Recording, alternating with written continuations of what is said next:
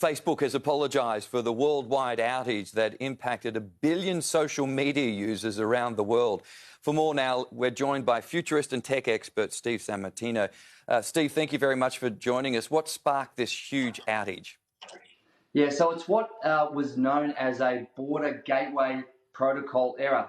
And that is nerd speak for saying the giant telephone book and navigation system which knows where to send traffic on the internet. So we haven't had an official word yet, but technologists looking at it have seen that was the main issue. So there was an outage there of where to send traffic around the internet. It's also known as the domain name server system. So every internet company has an address where the information gets sent back and forth, and there was a problem with that lasted for around about 7 hours, and even Facebook staff themselves couldn't get in to actually fix the problem. They were locked out, and some people were even locked out of the Facebook office to get in there and fix it because they use Facebook as their login method.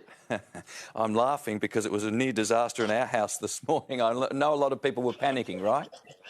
Yeah, there were. A lot of people said, what's wrong with the internet? And I've got an answer. What's wrong with the internet is that we use Facebook and its services too much. That's what's wrong. And this was a classic reminder of that, of how powerful this organisation actually is. And a lot of people say, well, I don't use Facebook. Well, you use Instagram and you use WhatsApp, and that's why they have a cumulative audience of 2.8 billion people. And a lot of people around the world, it's really their only way to connect with family and to use what used to be, I guess, the place of the telephone. How was it fixed in the end, Steve?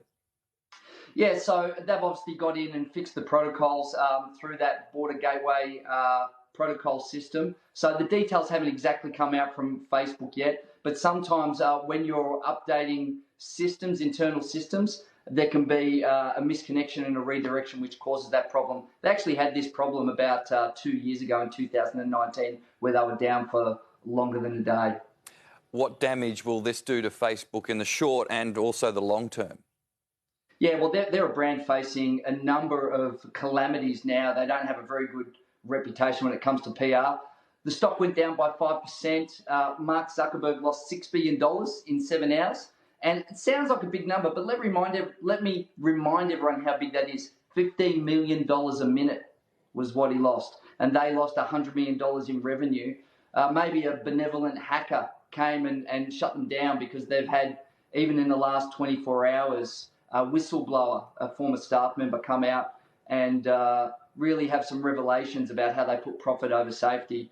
So it's really not a good time for Facebook and for their shareholders because they're facing a lot of bad PR from hacks, from the things that we know, the dangers of Instagram and kids, and now this outage is, I guess, another check against their name. Yeah, deep breath, everyone. We'll all be okay. Steve, thanks for your time.